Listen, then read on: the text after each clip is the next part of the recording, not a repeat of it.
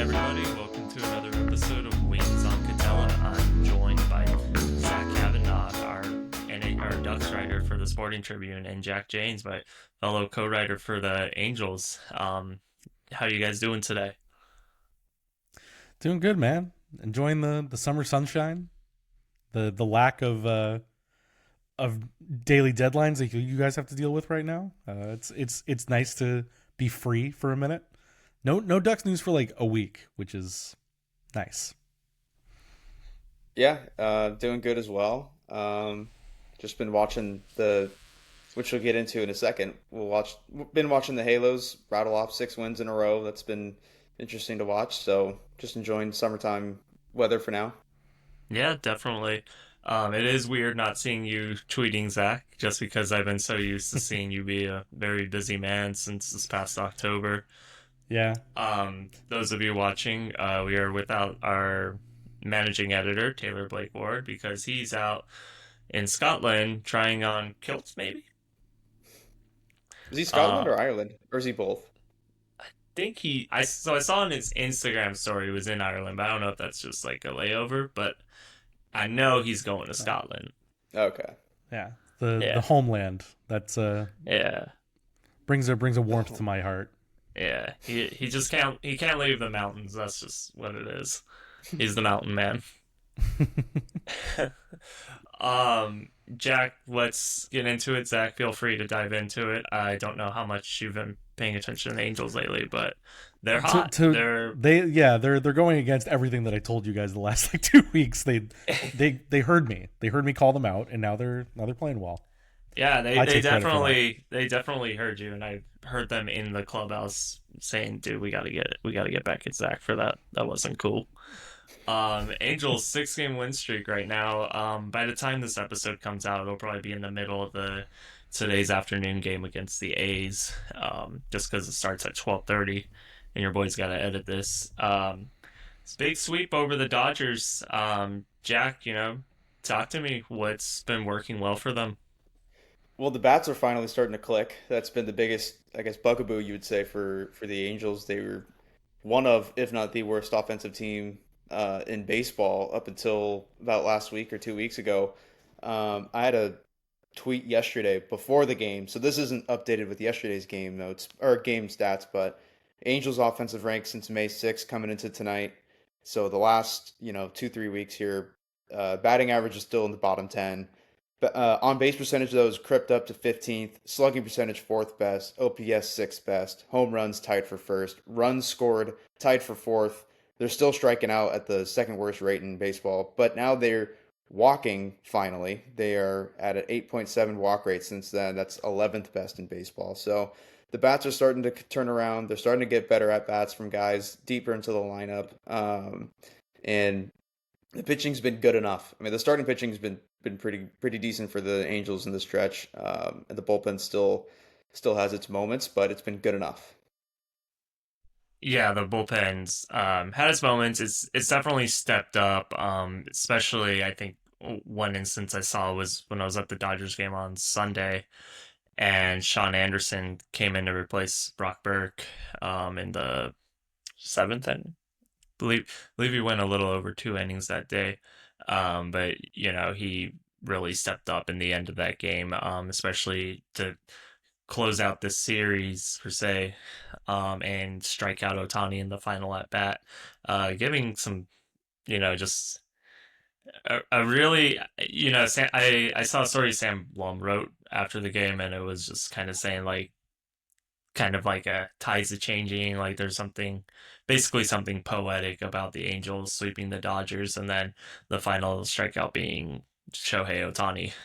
It just really kind of sets the tone for where the Angels have been lately. Yeah, you make a good point though. The bats have been just clicking lately. I mean, Zach Neto has been as consistent as you can be.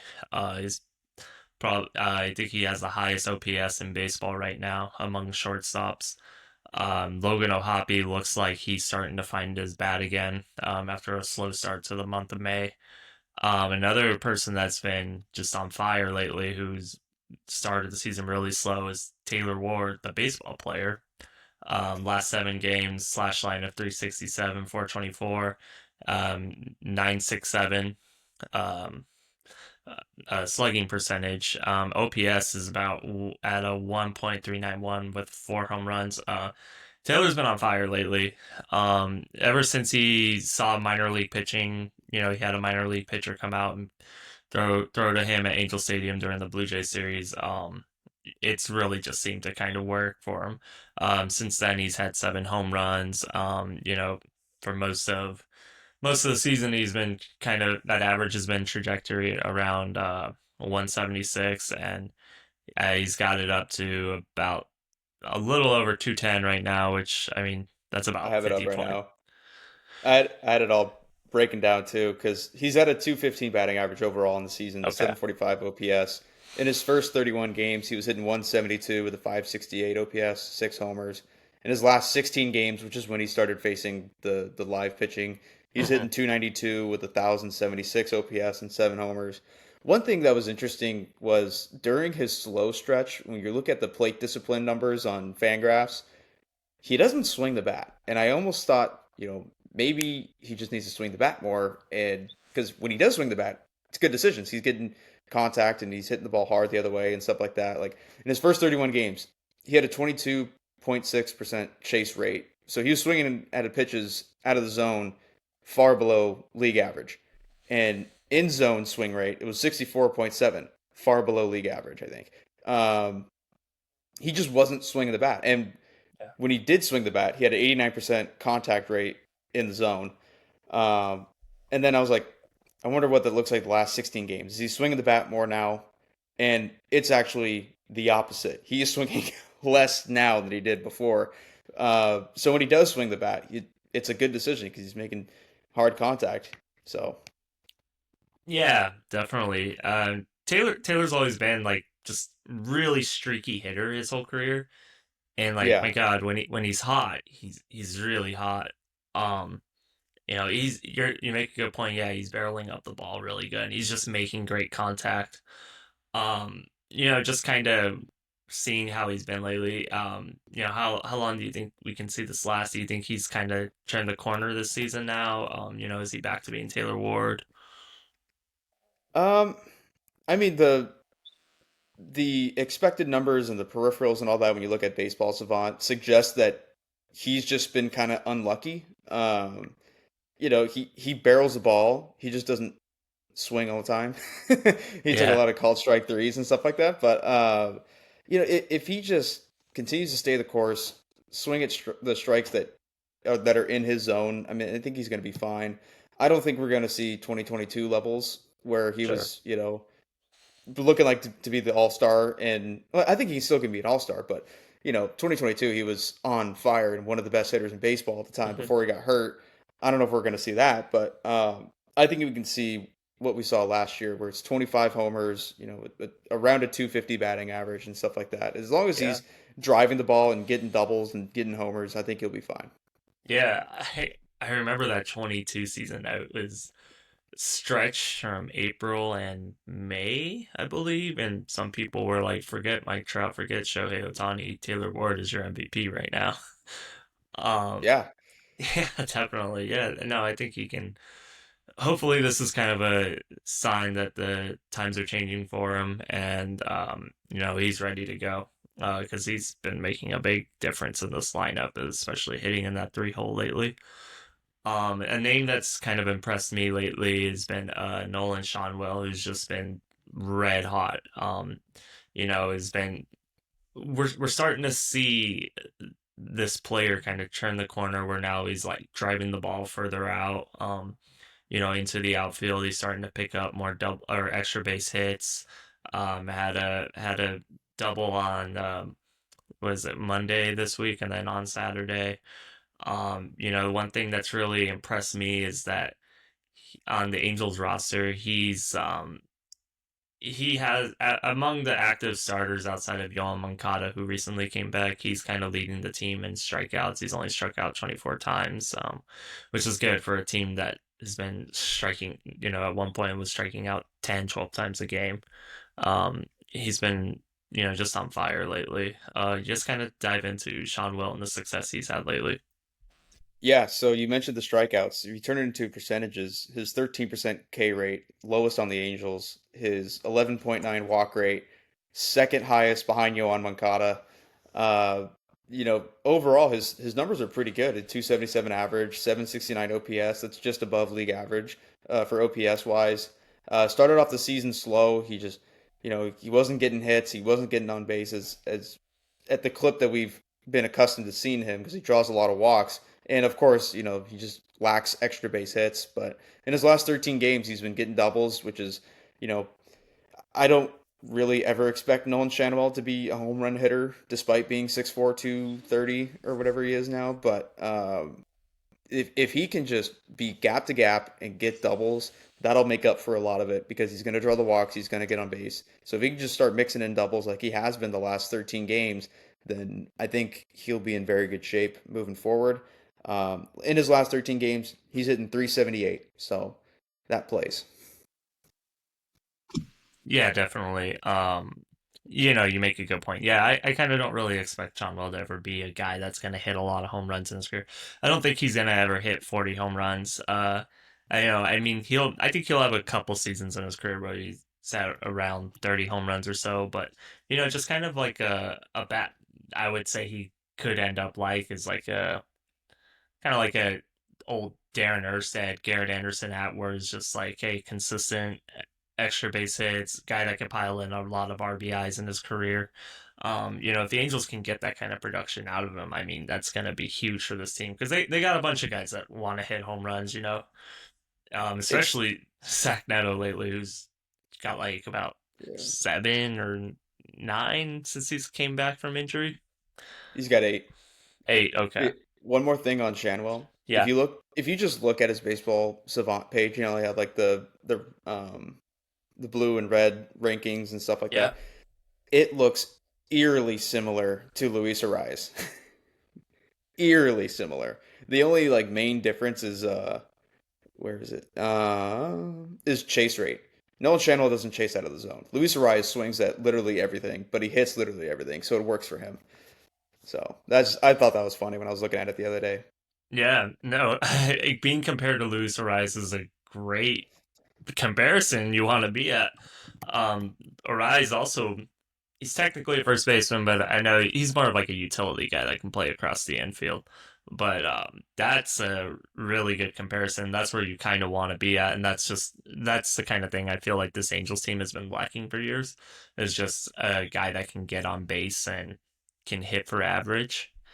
So that'll make a big difference for them because, like I said, they have a bunch of guys that can always hit home runs, especially when you got someone like Mike Trout, and then O'Hoppy's kind of blossoming him into a pretty decent power hitter.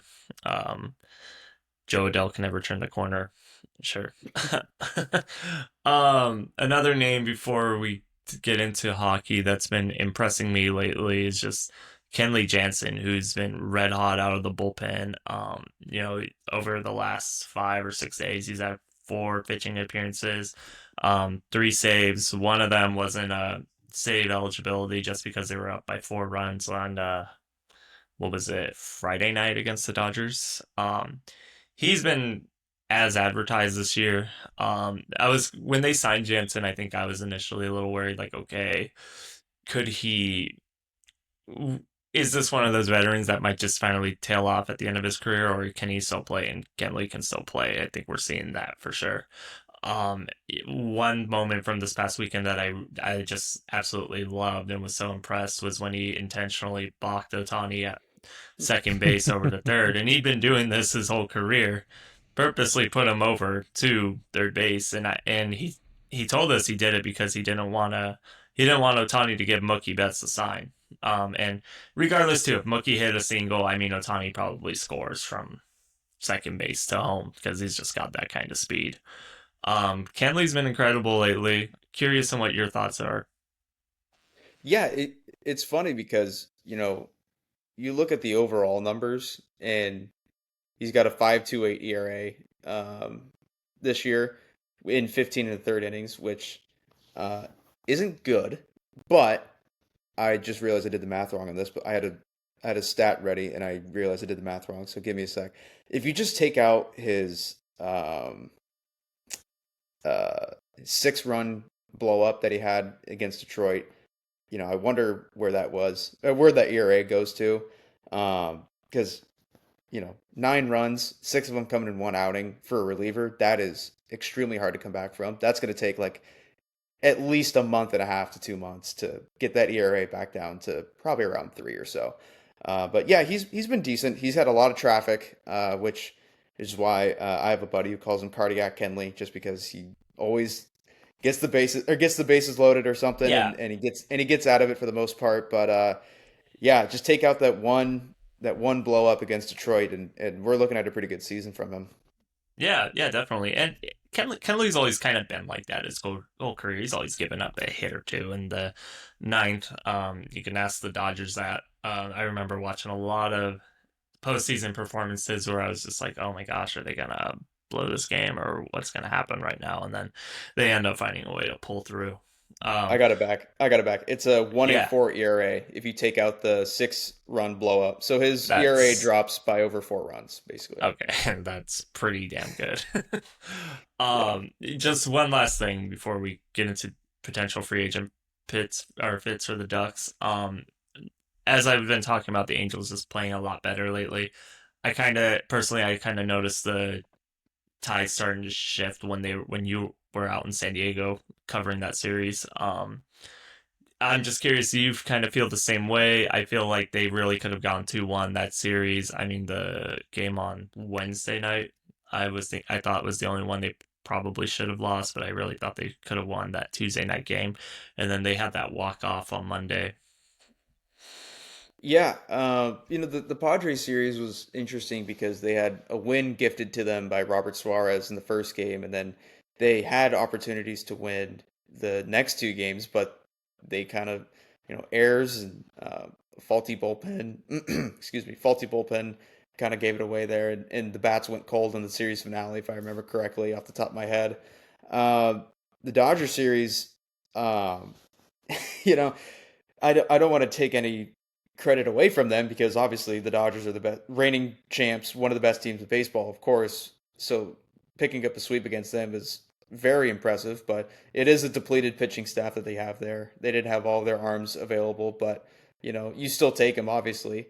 It was still very impressive to see them come away with the sweep there. And then so far this series, it's funny because last night I think from both sides was very ugly baseball, but they still came away with the win there. But neither team wanted to play defense. Yeah, Well, I have a question for both of you. So yeah, we talked about this a couple times early on. Of there will be times where the Angels look like the worst team in baseball, and there will be times that they look like the best team in baseball. Right now, they look like the best team in baseball. Is this sustainable? Like, is this Well, no. actually something that they can not at the same pace, but is there stuff to take out of this to say, hey, maybe they will finish above that 75 win mark I based on this, or is it just a flash in the pan? I I will say the offense looks like it could be the best in baseball over the last 6 games, but I don't think the pitching staff or the defense has held up its end of the bargain. Especially the bullpen. I think the starting pitching's been fine. The bullpen's, like I said earlier, it's got its moments, but the defense has been just not good all year long, and it's been a problem for them. I mean, last night you had how many errors did they have last night? I didn't even check. Uh, there was just misplayed balls, Yeah. and there was the bunt last night where it was a bad bunt, went straight to Schanuel. There was first and second, nobody out. They threw it to third, and Newman tried to tag the guy instead of fielding it like a force out. Because if he feels like a force out, he could have got a double play at first base. Stuff like that just piles up on the Angels. Is it sustainable for this hot streak? I don't think so, because historically speaking, it never has been sustainable for the Angels in the last decade. Um, it definitely shows that this is what they can be. I think they have the potential to be a decent team. It's just, can they do it? You know, I think they've shown Yeah. flashes over the last few years Yeah. of like, yeah, this team can be competitive, but they just haven't been able to hold it together. Yeah, I think they're trending in the right direction. What will they be in August? I don't know Yeah. if they're gonna be this team that we're seeing right now. Defensive errors have just been an issue this all season long. I was kind of skipping through the game last night. I was going back and forth and watching basketball. Shout out to the Pacers last night, by the way, avenging my Celtics.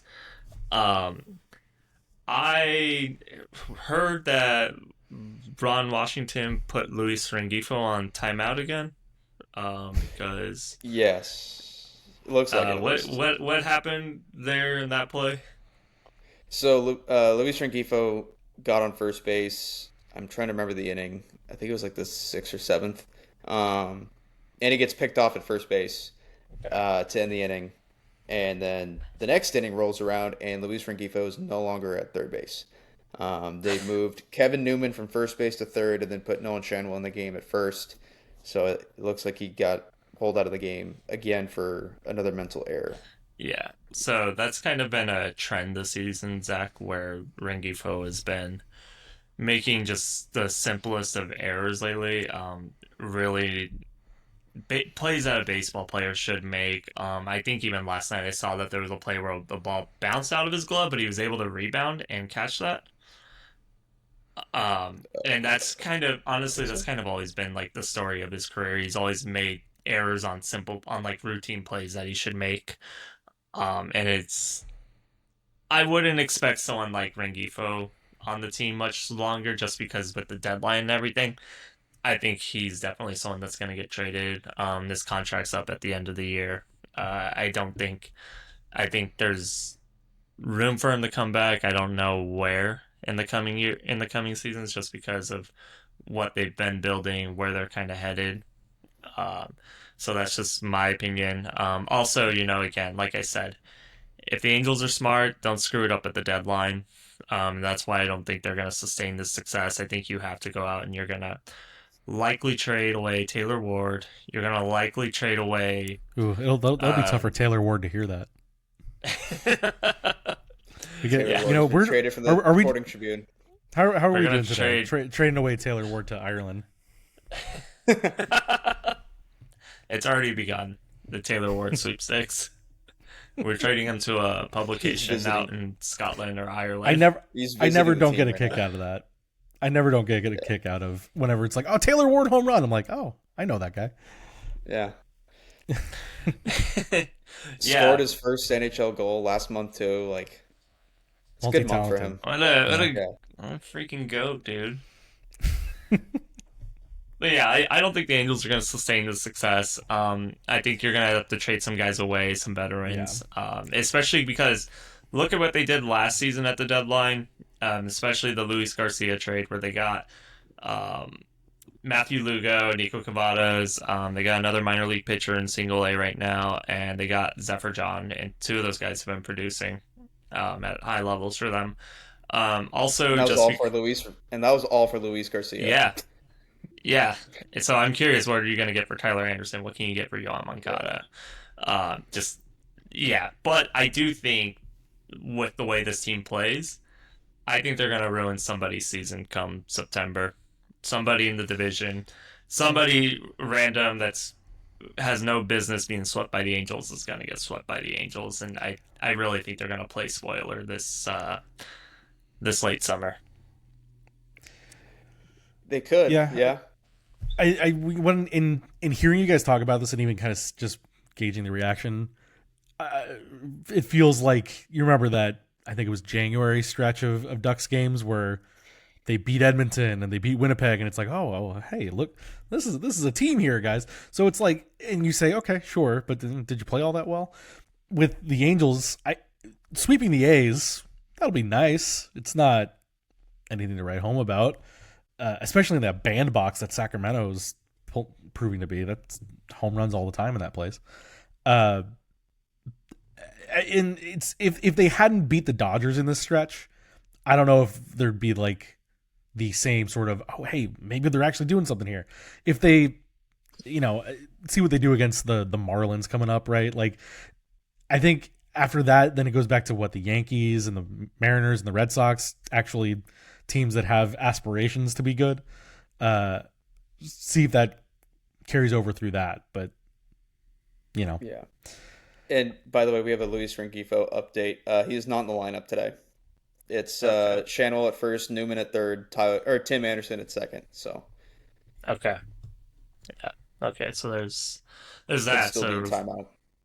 yeah, it might be on timeout still. was that roster taken definitely. off of Jeff Fletcher's phone? It's off Jeff Fletcher's phone. Yeah. That bromance between Blum and Fletcher has been fun to follow on the road trips. Yeah. Oh, it's hilarious. I saw them taking a selfie in the Dodgers press box the other day. Yeah. Yeah, just real quick, touch on that last thing you said, Zach. Exactly what I was thinking the other day, though. I think this stretch that the Angels are doing, it reminds me of when you and I were talking about the Ducks on that 8-game win streak, and you were telling me, oh, Greg Cronin's definitely going to use this to try to hold on to his job. And I Mm-hmm. I'm not saying that Ron Washington should be fired. I actually like Ron. And whatever happens at the end of the year happens. I'm not calling for his name at all or anything. But I just think right now where the Angels are at, it kind of reminds me of that stretch of the Ducks. Teams get hot, teams get cold. It's baseball. Padres have lost like 5 or 6 in a row right now, and they think they They lost got 14-0 to smoked. Toronto Yeah. last night. Yeah, they got Yeah. smoked last night. Yeah, 14-0. Yeah, every team is bound to do good at some point and bound to just play atrocious. Mm-hmm. Okay, so let's go into Anaheim Ducks because Zach, I need to hear more from you. Talk to me about some potential free agents. And why are the Ducks getting Mitch Marner or why are they not? Oh, well, watching the playoffs with like an eye towards some of these big names that have been on these teams, and you kind of say, does this guy fit? Does this guy fit? Do you want this guy? Because now you're watching them play in these high pressure situations, and while the Ducks need to take the step to get to the high pressure situations in the first place, you do kind of these are the things that linger with you. Obviously, Mitch Marner of the Toronto Maple Leafs is the biggest name on the market, and there's been no indication coming out of his post-exit interviews that his time in Toronto isn't not done. Double negative there, but basically, whenever they're asked like, "Oh, what is it meant to you to be with the Maple Leafs?" He says, "I loved being here. I loved being a Maple Leaf." It's all past tense, so he hasn't come out and said it outright that he's going, but obviously, with the way the Maple Leaf season ended, something needs to change, and it points to that. For Marner and the Ducks will have all the cap space in the world to throw at Mitch Marner. They will have just as much as anybody else, and they can match whatever dollar number gets out there. And it will get crazy in terms of the dollar numbers. Probably looking somewhere at like 15, 16 million for Marner, whether that's totally justified or not. It's up to you. He's a great regular season performer. There's no doubt about that. He's obviously a very skilled playmaker. He'd be a great complement of the wing of, say, if you get it like a line of Carlson, Gauthier, Marner, that's some hot fire that you'd be cooking with. The problem with Mitch Marner is the Toronto Maple Leafs problem. It's the playoff problem. I'll credit Andrew Knoll, our friend at the OC Register, Southern California News Group, for this stat. For all the greatness of Marner, and I too am a Mitch Marner defender, as Andrew Knoll says he is here. In games 6 and 7 over the course of his career with the Maple Leafs, he has 6 points in 15 games with a -3 rating. In facing elimination in game 5s, he has no points in 2 games with a -1. He can put up all the numbers in the world. Same thing with Austin Matthews. Same thing with all those core guys in the Maple Leafs. But when it comes down to the pressure situations, their top guys vanish. And again, the Ducks are in a different situation than the Maple Leafs. The Ducks need to get to the playoffs. For the Ducks' purposes, it doesn't necessarily matter how they play in the playoffs. Just they need to get there first. But I think that's something that is worth noting. And Marner is a guy too that is best when he's not called on to be the guy. He's a really good compliment. And yeah, the Ducks have a bunch of burgeoning stars like Leo Carlson, Cutter Gauthier, Mason McTavish, all those guys that we've talked about.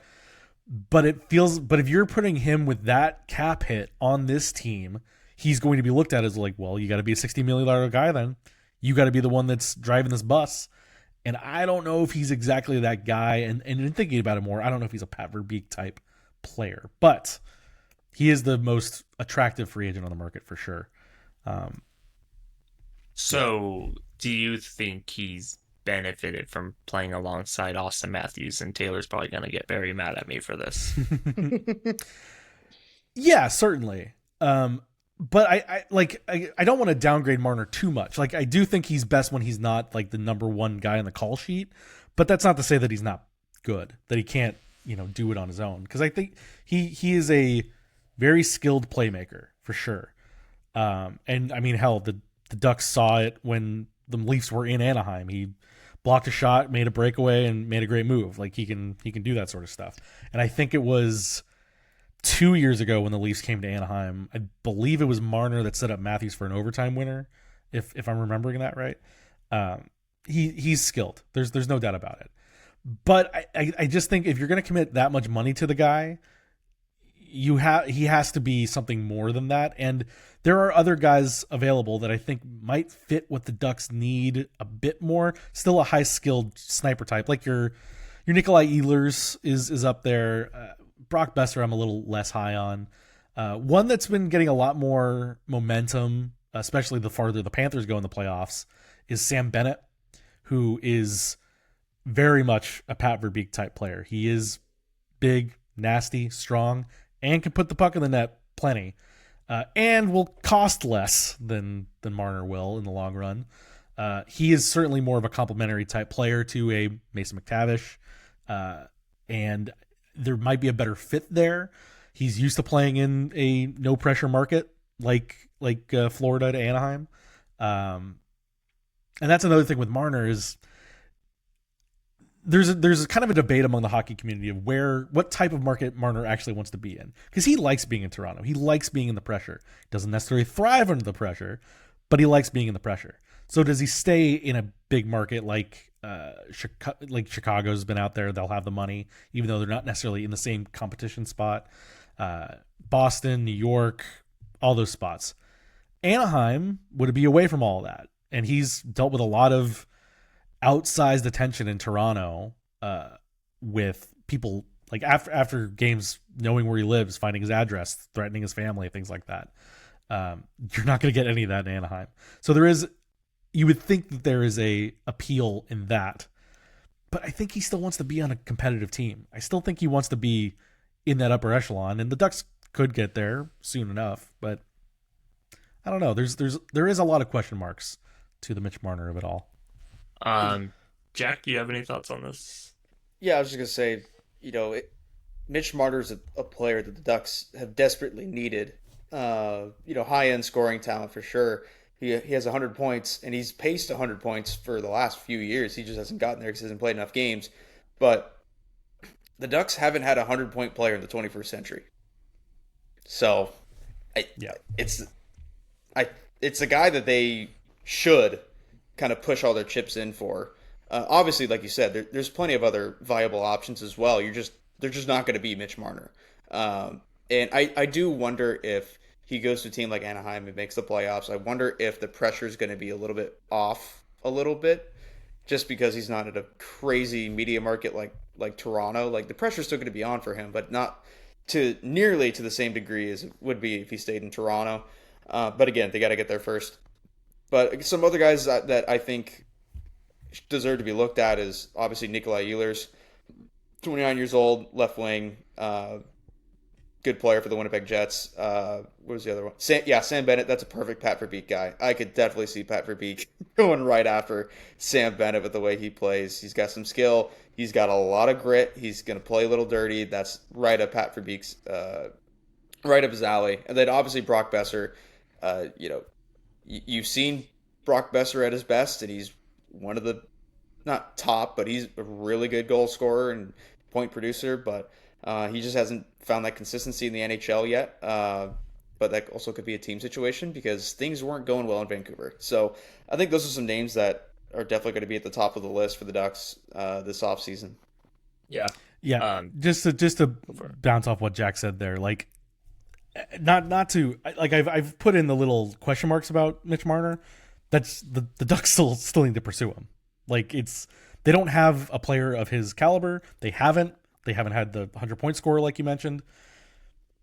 And I think it's clear to say that the Ducks still need more. So go for Mitch Marner, go for Sam Bennett. Maybe you get both of them. Ultimately, the decision is going to come down to where does Mitch Marner want to play. He will be able to play wherever he wants to go. He can take less money to go to a team that's more competitive. He can take the full freight of the money to go to somewhere like a Chicago or an Anaheim where you're playing with an up-and-coming team. All of that will be out there for him, and it's up to him. The Ducks certainly need to have their hat in the ring, though, because they simply need more.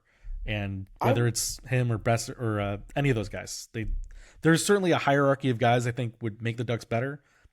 But Mitch Marner's at the top of everyone's list, no matter what the question marks are. I wonder if Pat Verbeek tries after Matt Duchene. 82 points in 82 games, 30 goals, 52 assists. He's 34, but he's still playing really well. Then again, he's on a very talented Dallas roster. That definitely helps. I wonder if Verbeek looks at him as, oh, he's a veteran and he's still producing, and goes after him. Yeah, I worry about that because Duchene, like you said, I think works on Dallas where he's not. Yeah. He would be very much like a Ryan Strome replacement. Yeah. I'm not saying Strome's still going to be around, so. I'm not saying it's a good idea. I'm just saying I could see Verbeek doing that. Yeah, no, totally. I forget where I saw it, but the problem with this offseason and it being the one where the Ducks are like, okay, we got to take the step. There's not enough guys that warrant the amount of money that's going to get thrown around. There's a lot of desperate teams that looking to make the jump, whether it's the Ducks, the Sharks, the Blackhawks, the Sabres, for example. Now the Bruins are down. The Islanders want to jump back into it. There's a lot of teams that are looking to make moves forward. And there's a selection of guys that are worth the money. And there's going to be a lot of money thrown around to other guys that don't necessarily deserve it. And maybe Duchene's up there. And maybe Duchene wants to stay in. I mean, hell, I think it depends on what happens with this Dallas series. Like, kudos to him for coming back last night. But I still think Edmonton's going to take that series eventually. And if they fall short again, does he want to come back again? Does he want to ride out the end of his career in a place like Anaheim? But I agree that I'm afraid that Pat Verbeek has, well, Pat Verbeek and Joel Quenneville, for that matter, have that sort of filling out the depth with these veterans that know how to score. Because they did make some sort of depth comment like recently. Yeah, and I also wonder if they do land a big ticket free agent, if that's all they're going to do. Because they have a lot of cap space this summer, but next summer the RFAs that are eligible for new contracts are Trevor Zegras, Cutter Gauthier, Leo Carlson, Jackson Lacombe, Ian Moore, Pavel Minchikov, Owen Zellweger. Ian Moore is just on the list. That's not really a big name that's going to take up a lot of money. But everybody else, your entire left D core, Zegras, Cutter, Leo, like that's going to be an expensive offseason. So I do wonder if they make one splash, one medium to big size splash this offseason, and like that's it. Yeah, not to mention whatever they're going to pay Dostal and McTavish. Yeah. So they're like the Ducks have a ton of cap space, but it's going to get whittled down. And like you said, you got to leave that room for next year, or one of these trades finally comes to fruition. Yeah, it's there's still a lot of moving parts. Okay, so because that's a good point, you keep the core intact. Question then. Because like you guys said, this free agency pool isn't that deep. Do you think it's worth it to maybe take just serviceable role player veteran type guys during free agency, bring them on the roster, maybe make, while the team is getting used to Quenneville's system, make a shot at the wild card? Do you think that's possible for them?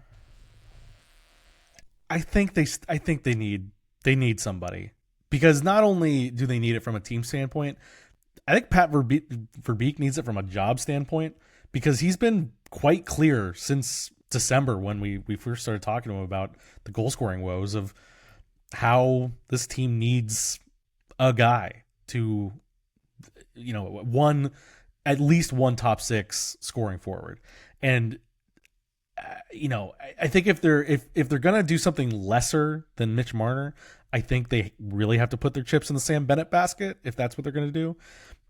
I mentioned Nikolai Ehlers; he's gonna be another one up there. I just don't think the injury history speaks well to him being a long-term sort of acquisition, but he's also a big, strong, lengthy kind of guy, pure sniper that would be helpful. They can't do the role player thing as much as it seems like the smart thing to do to keep slow playing it for all of their sakes. They can't do that. But they do need to get one guy, at least one. They don't need to load up, but they do need one. Gotcha. Okay. Let's kind of flip Or the script a little bit. I'm sorry to it good. just popped in my head. Or, you do save all that money to make your run at Connor McDavid next year when the Oilers don't win the cup. Oh, the Kings would love that.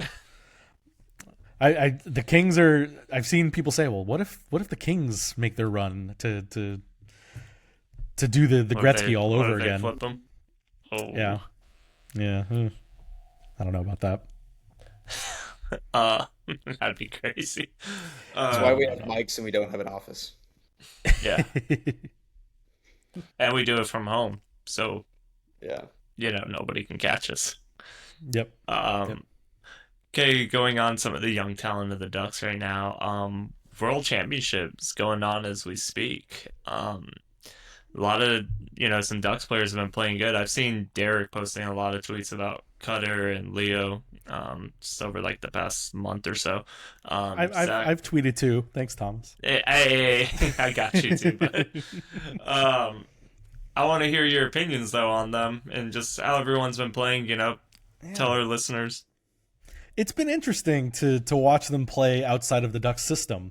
Leo looks like a stud. Like he's so good, especially because they are playing in Europe, and so they're playing on the bigger ice.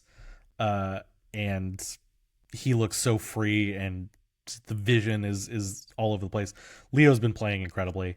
Cutter Gauthier has been interesting because he seems to be playing a bit more free and casual. He's getting the goal scoring, he's getting the points racking up.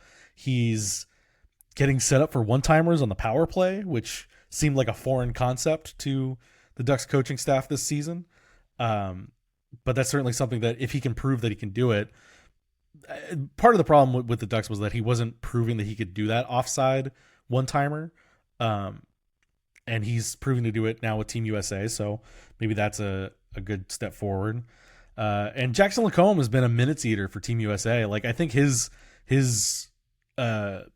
continued explosion upwards is evident here as being like no.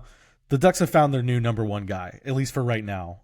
He'll be the Ducks' number one D going into camp, and he'll be the minutes eater. He'll be the shutdown guy. He'll be the offensive driver, and all that's coming to fruition in the World Championships too. But I think the ones to really point to are Cutter and Leo. Just Leo continue to grow, play with these pro guys on this big stage, and do great things. And Cutter, the one that we didn't mention in those names that has had an incredibly strong tournament is Stian Solberg, who was the Ducks' second first-round pick last year.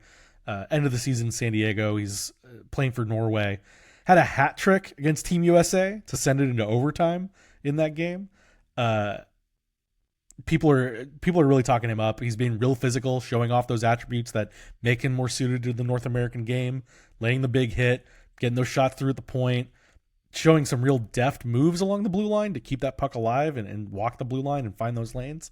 A lot of good things for Ducks prospects over there. It's been really encouraging to see from that aspect. Nice. Jack, I don't know if you've been watching the World Championships at all, if you have any thoughts on just performance of the guys. Unfortunately, I have not, so I'm just living through Zach and Derek's tweets. Yeah. Yeah. No, to be clear, I'm not watching the games because they put this thing on NHL Network, and Yeah, there's and no they're way to also stream NHL like Network. they're also like right now. Yeah, they're in the Yeah, morning yeah, because they're over in Sweden and Denmark. So yeah. I wake up to highlights, which is nice. Yeah, definitely. Just Leo and Cutter, kind of playing in different systems. Do you think that maybe Cronin wasn't the most popular guy to this podcast? How do you think this will translate into their game next season?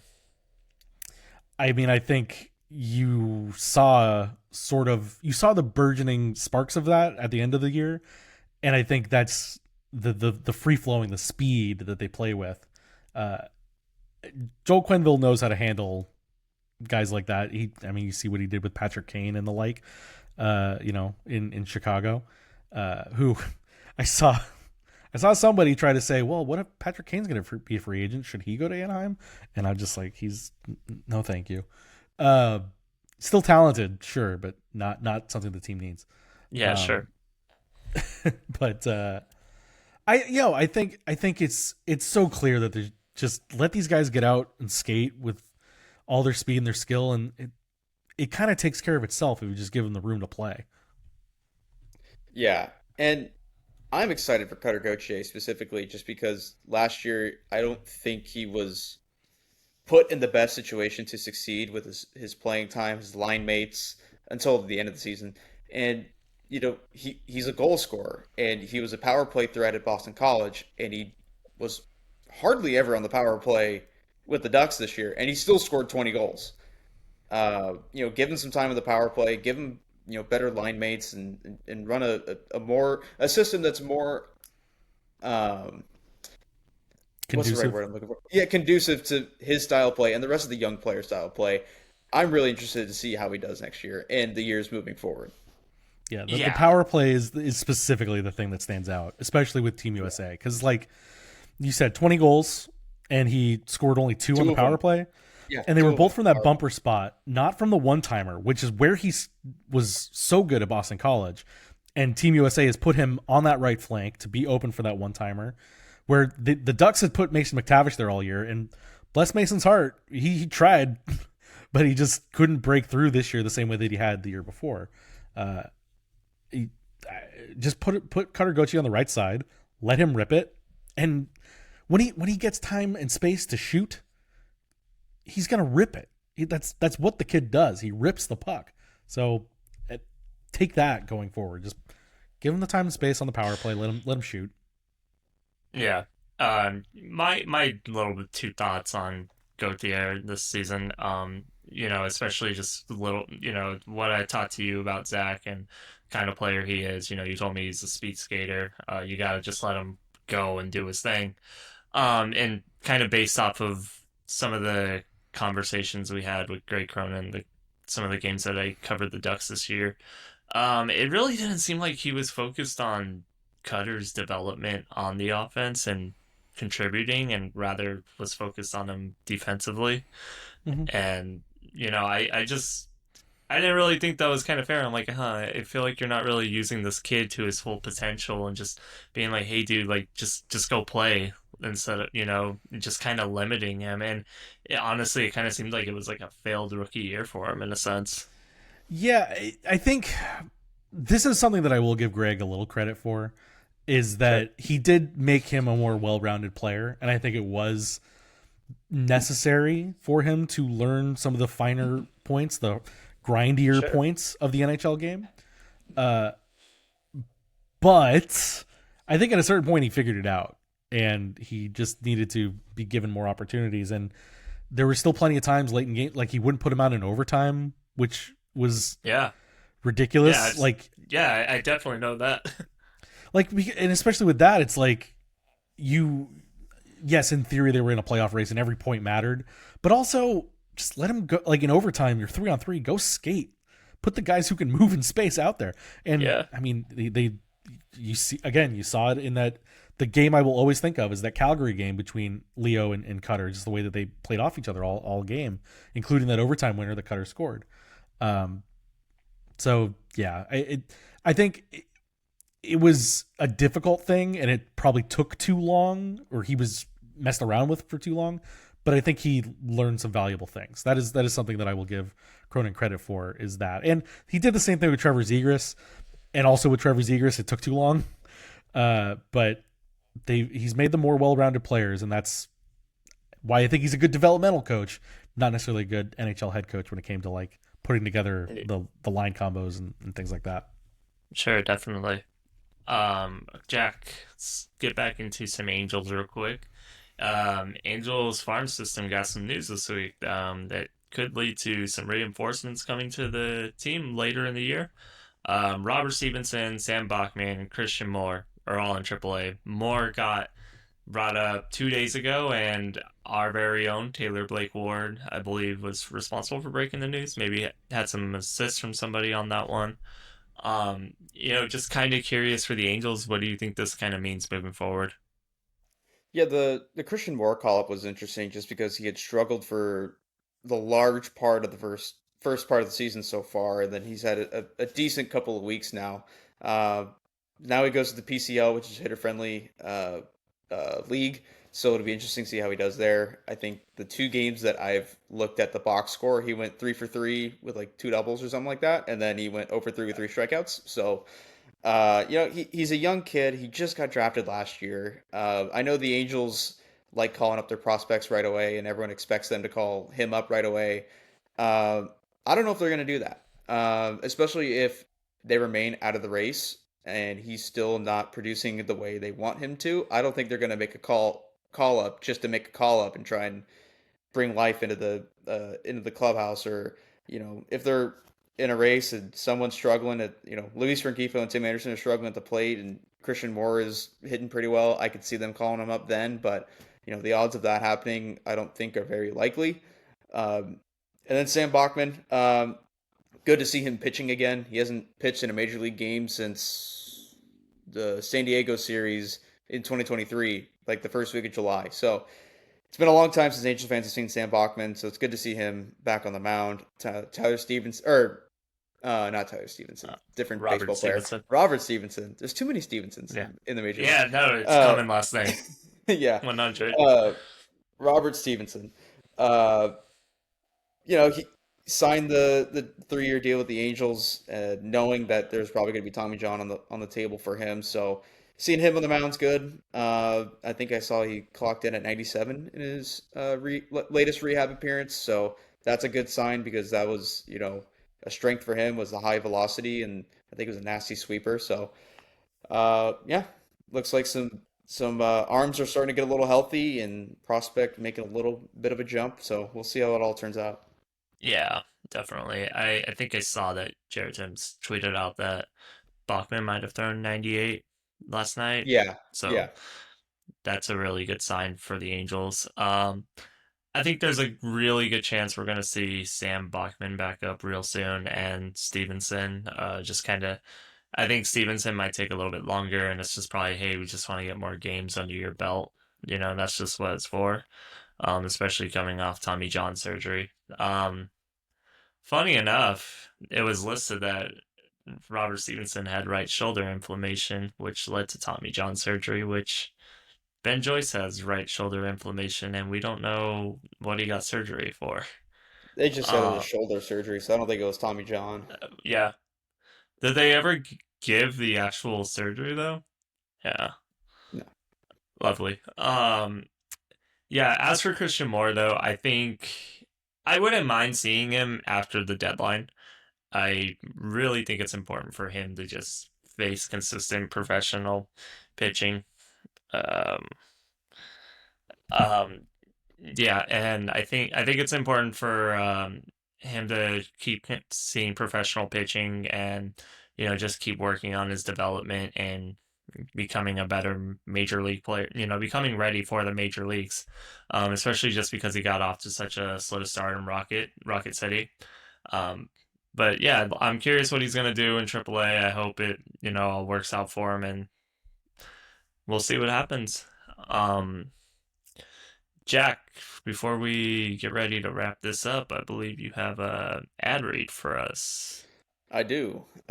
So friend of the podcast, David J, who's part of the Mad Friars crew that covers the Padres system, he started up a really cool new project called Hop Run Tours. It's perfect for any of you hardcore minor league fans who like beer. He's giving curated multi-day tours of the best in minor league baseball and craft beer.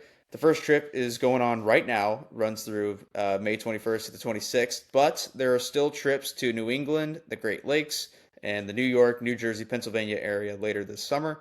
The tours include at least one tasting at an 80 grade brewery each day, and then games at some of the best minor league ballparks in the country. And they are inclusive of all hotels, transportation, and some special behind the scenes stuff on both the baseball and brewery sides. So check them out at www.hopruntours.com, or you can find them on Twitter at hopruntours, no capitals in there, or at DMJAY. So DMJ. Let him know you're a listener and you can get some special swag on the trip. We love free swag out here. We love minor league Uh, baseball. We love beer. Put Yeah, it minor league together. baseball, beer, free swag, or special swag. What more could you want? Really? Yeah. okay, before we close things up on the Angels for the day, Jack, Mike Trout looks like he's running about 80% on that knee. He might be coming back soon. What kind of impact do you think he can make on this while I see Zach shake his head now? I'll be surprised if I see him by July. Sorry. I don't know. I think he will be back soon. Not like very, very soon, but within the next week or two. I guess that's very, very soon in a baseball scheme of things, 162 game season. But in terms of the impact, I mean, it's tough.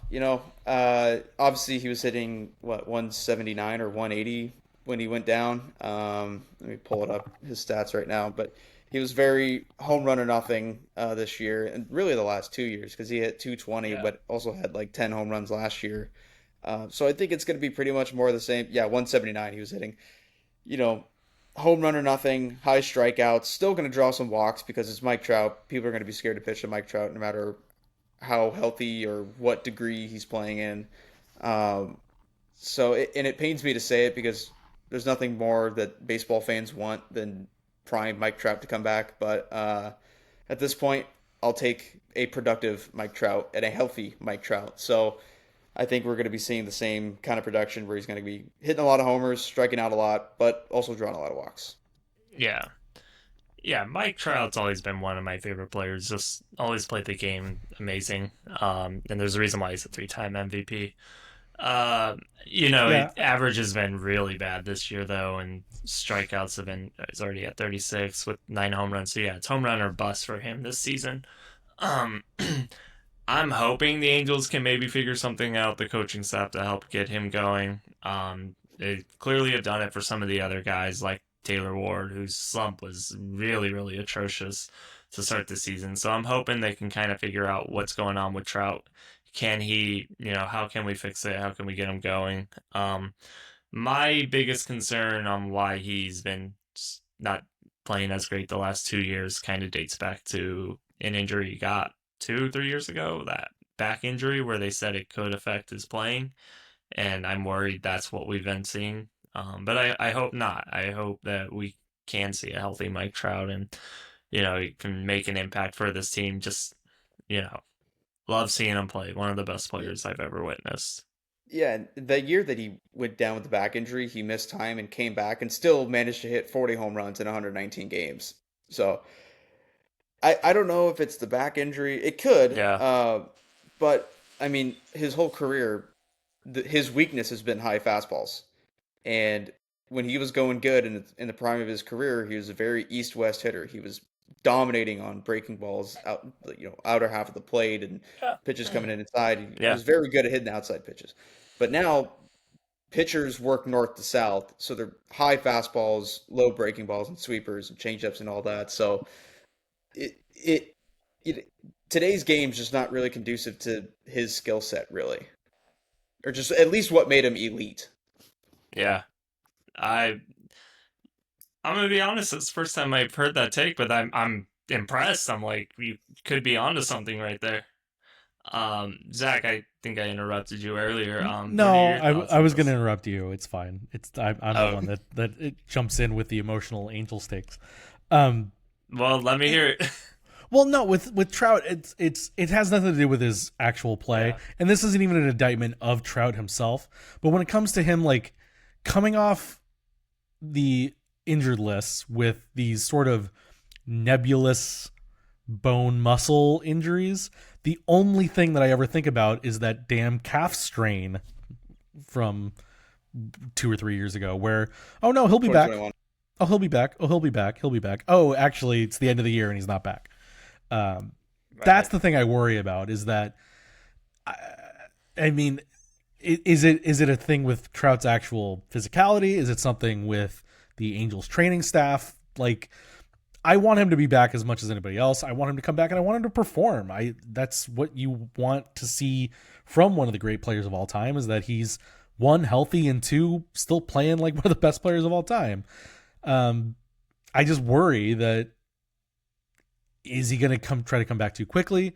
Is it ever going to be 100% with him ever again?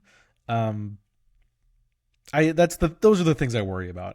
I want the best for Trout. I want the best for his career. We're so far down the road that it doesn't matter whether or not he should have stayed with the Angels or not. But he's with the Angels. He wants to make them better. He wants to be better. I just want him to be healthy and be a spectacle. Another thing I just thought about right now too, is I'm sure with the amount of times he's been injured and the amount of games he's missed, that's a lot of reps that he's missed out on. So he's constantly trying to get back into a Yeah. rhythm after Yeah, being months yeah, away from facing live competitive pitching. Because you can face a velo machine all you want, it's not going to have the same movement, the same look, the same feel as a 100-mile-an-hour fastball. So I'm sure all the time missed with injuries is definitely playing a big part of his struggles too. and not to mention, like, coming back. It's not coming back in spring training. It's not coming back Yeah, in April or May. It's coming back when guys have already got up to speed in June yeah. and longer. So that will take him even longer to get up to where they're at. So I'm sure that all plays into it for sure. Yeah, definitely. The one thing that I feel like I've noticed with Trout is what he went out with a bone bruise. It's been almost a month since he's played, and it probably will hit that month mark when he comes back. The way it sounds like it's going, it sounds like he'll be back at the Yankee series, and that's just me assuming.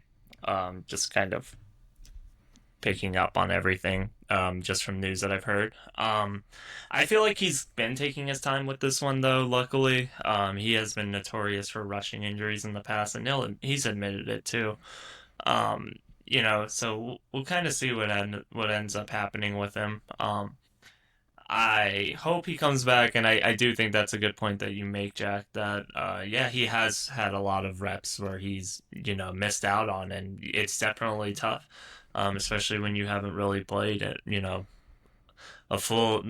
Let's just say he's probably missed a year and a half at this point of injuries. So there's that. Let's go on to our last topic of the day before we all head out of here. We got the conference championships going on right now. Dallas had a huge comeback win last night. Zach, take us through it. Yeah, Western Conference Finals, NHL. Edmonton was in complete control of this game one. It didn't look like it was going to be much of a game, much of a series ultimately. And Dallas just kept getting on the power play, whether that's actual penalties by Edmonton, whether it's some good sell jobs by some of the Dallas forwards, Matt Duchene, like we talked about.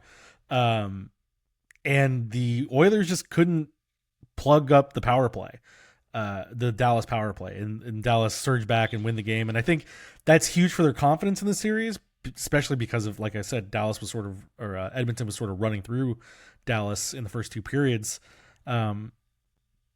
But I think Edmonton's done a really good job. So they made a note on the broadcast last night that I think their penalty kill percentage in the first two games of every series has been atrocious. and in games 4, 5, 6 on the way down, or 3, 4, 5, 6, it's been much improved. So as much as it's like a big comeback for Dallas, it's something that Edmonton has shown, and something Edmonton has shown that they can improve on, going forward. So I think Edmonton's done a really good job all playoffs, and even going back to last year's playoffs, of building up their defensive structure over the course of a series, over a playoff run, to be much better by the end of it. I think Dallas takes stuff out of that, and it is an incredible comeback. I can't take anything away from them for finishing their opportunities and scoring the goals, but I still feel like Edmonton's the better overall team, playing in a better run of play over the course of a playoff series, and I think by the end of it, it'll still be Edmonton. But I'm a little bit more wary of the split after last night's game.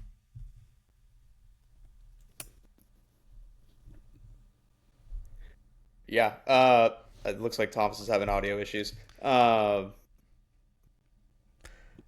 Did you watch any of that, or are you stuck in baseball?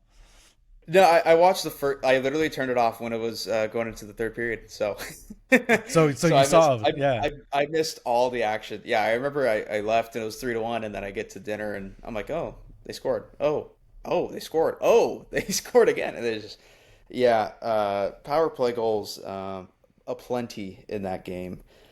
Yeah. How about the? You talk about power plays at the end of the game. Oh, the melee at the end of the game. That's stupid playoff stuff. I liked Corey Perry doing the turtling. Yeah. Making fun of who was he making fun of? Oh, jeez. Yeah. Classic Corey Perry stuff. Like, what a gem. And I think that's like, I get it. It's playoffs and you're trying to send a message. Does it ever actually send a message? Like, no. It's getting some frustration out more than anything else. But power plays, it's streaky. It's not something to hang your entire offensive system on.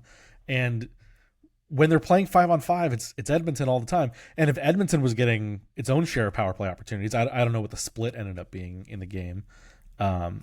But obviously Edmonton can score on a power play if you put out Connor McDavid and Draisaitl. I think they'll figure out how to make that work. Pulling up the things here. Yeah, it was okay, 3 power plays to 4 power plays, but Edmonton or Dallas got all 4 power plays in overtime, or in the third period, I should say.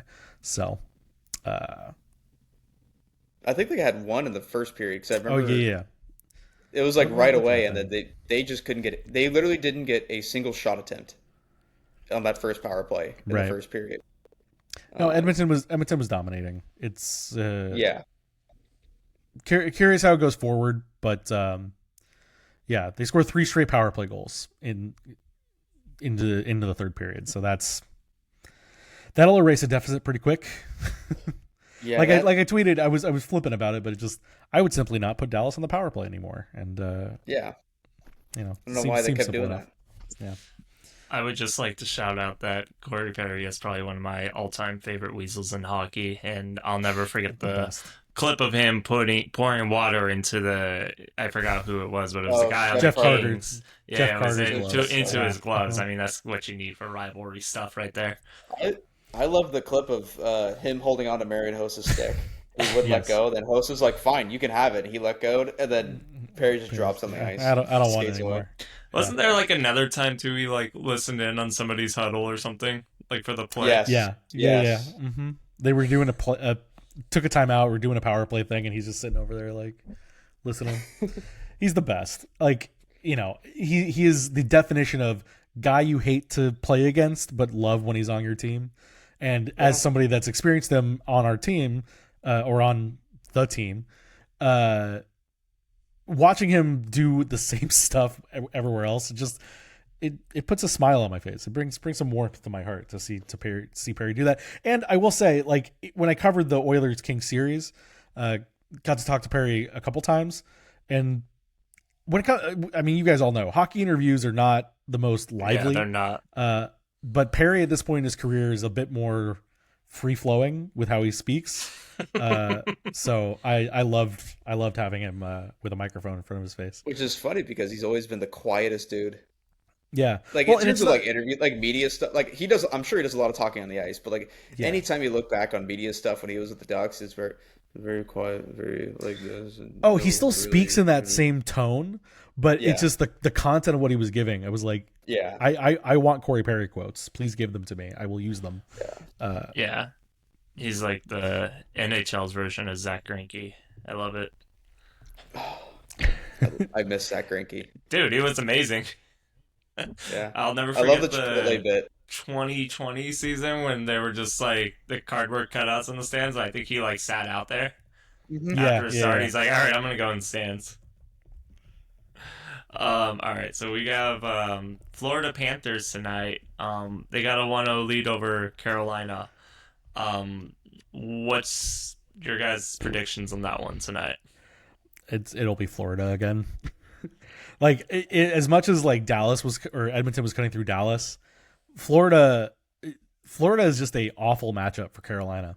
The styles of play just don't mesh well against each other for Carolina's sake. It's like Carolina's whole thing is it's funny because Carolina was the team that Greg Cronin always pointed to as like that's the way that we want to play, where they literally take every shot they can. Whether it's good or bad, they get in the zone, they take shots. They skate, they take shots. But Florida is a team that can defend those shots, skate into their own open ice, and take as much advantage of that as possible. And I think Florida is going to make this a pretty short series.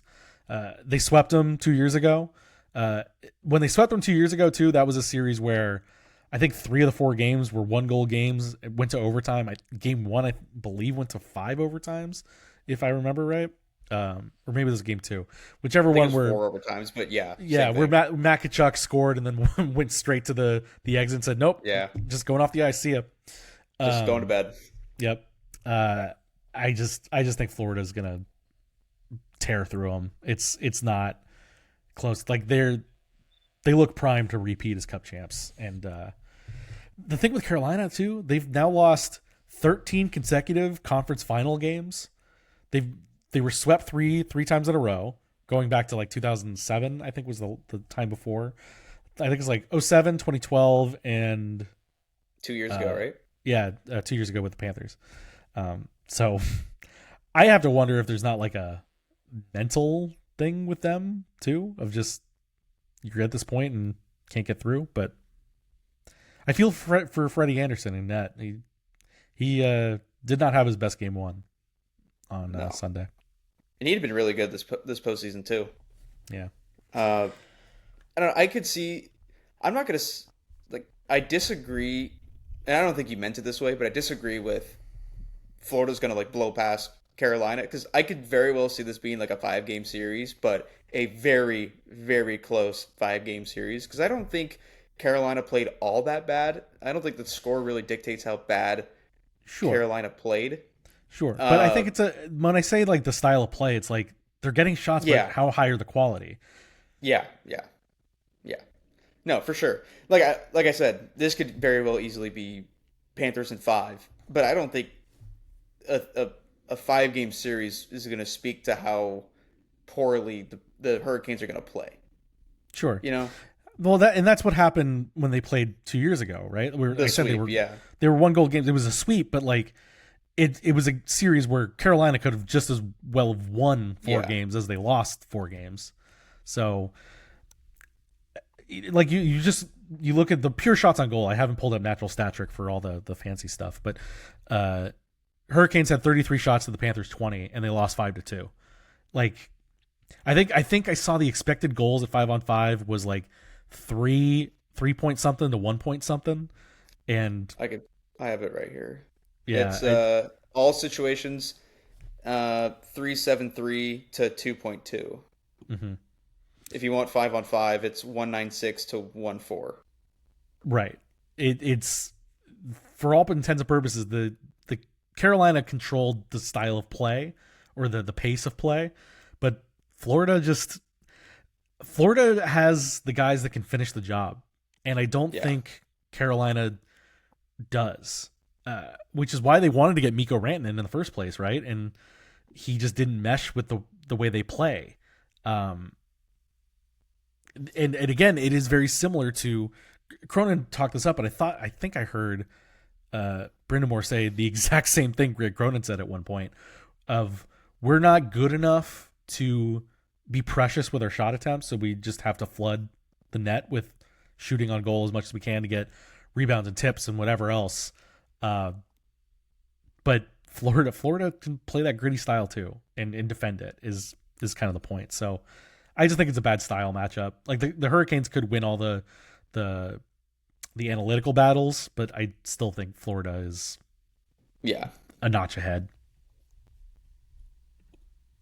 Definitely. All right. Well, I think that wraps everything up. What you guys got going on this weekend? I'm seeing Mission Impossible tonight. Get that on the docket, and yeah, looking forward to the summer movie season sort of kicked off already, but now we're like I was looking at my kind of plan out my movie goings, and I don't think there's more than like a 2-week gap between anything between now and the end of July, which is pretty exciting. No Lilo and Stitch this week? Might wait on that for a week. Yeah. I've seen the animated movie, so I think I've seen this movie. But I've heard it's a different storyline. Is it? I've heard that it's not, I know it's not too different. I've heard it's like a slightly different.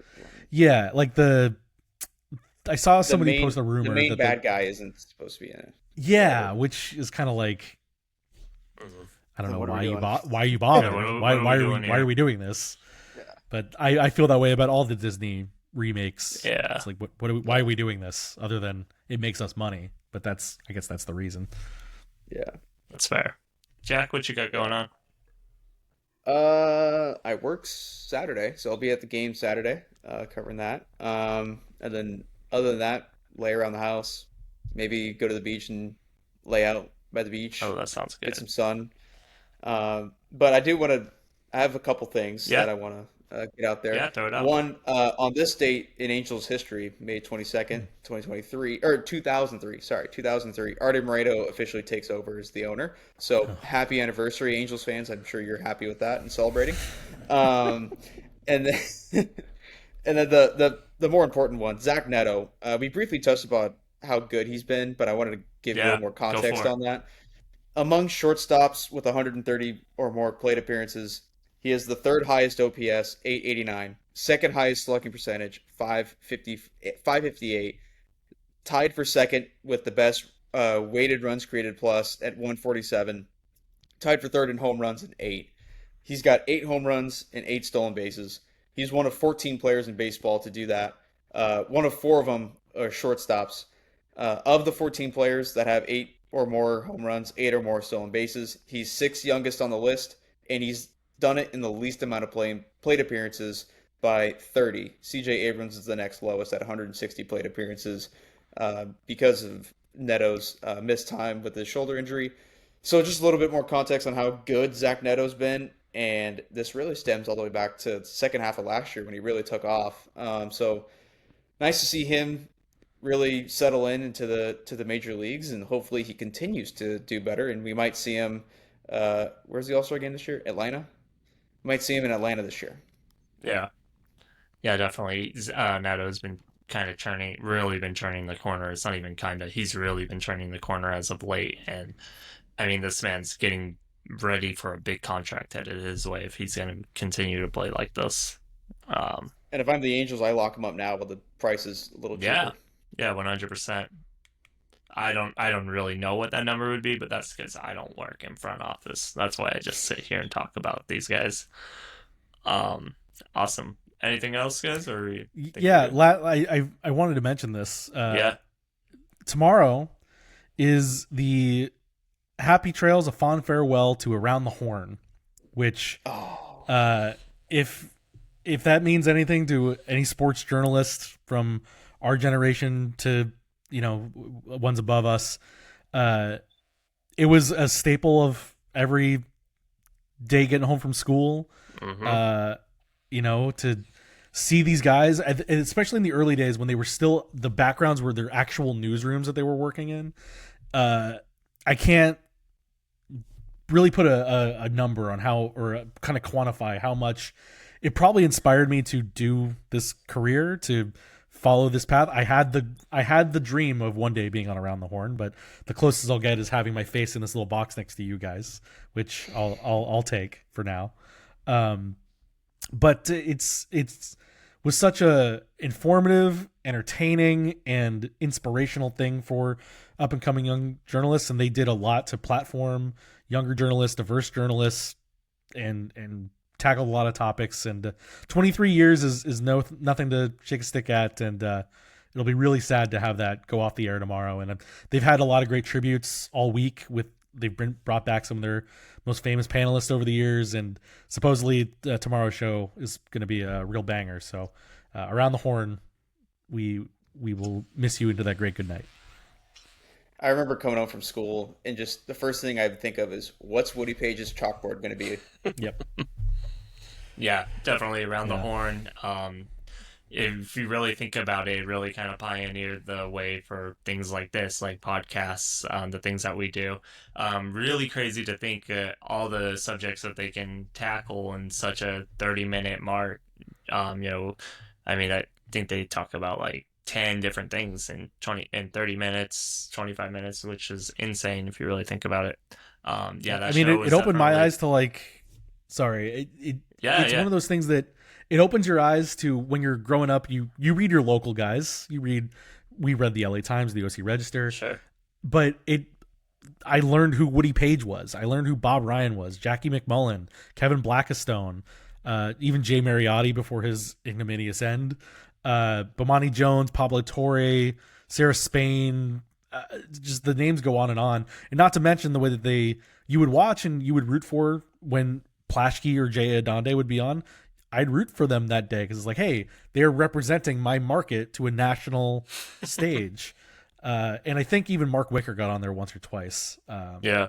with the Register. So it was just a highly inspirational show for generations of sports Yeah. journalists, and it's a shame. Yeah, Shame that it's going definitely. away for Yeah. no good reason, apparently.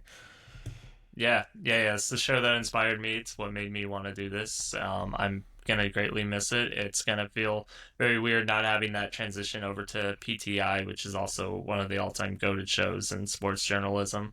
Um, cool moments for me being able to actually meet those people from Around the Horn. Never forget the time I got to sit in the UCLA press box and there was Bill Plaschke right there. Or when I was at a conference in college and J.A. Adonde is speaking to us, like, in my mind, holy crap, like, that's some freaking bigs. That's some really cool shit right there. And yeah, definitely, I'm going to miss that show. Really appreciate everything it's ever done. And, exactly what you said, being one of the most diverse sports shows out there. Takes from all over the country, being able to find out who these dudes are from Atlanta, from Boston, from New York, and it's just awesome show.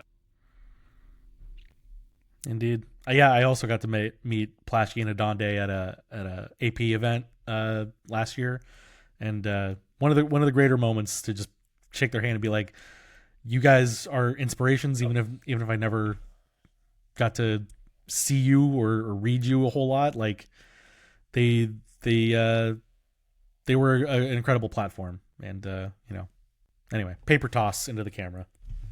Yeah. Mm-hmm.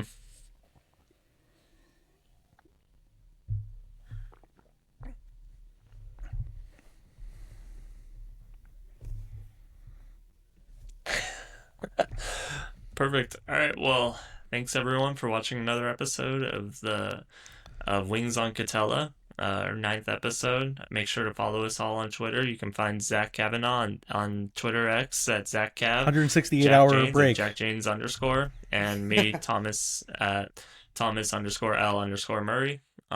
Till then, hopefully next time we get Taylor on the show and we're back at full strength. Till then, have a good one, everyone.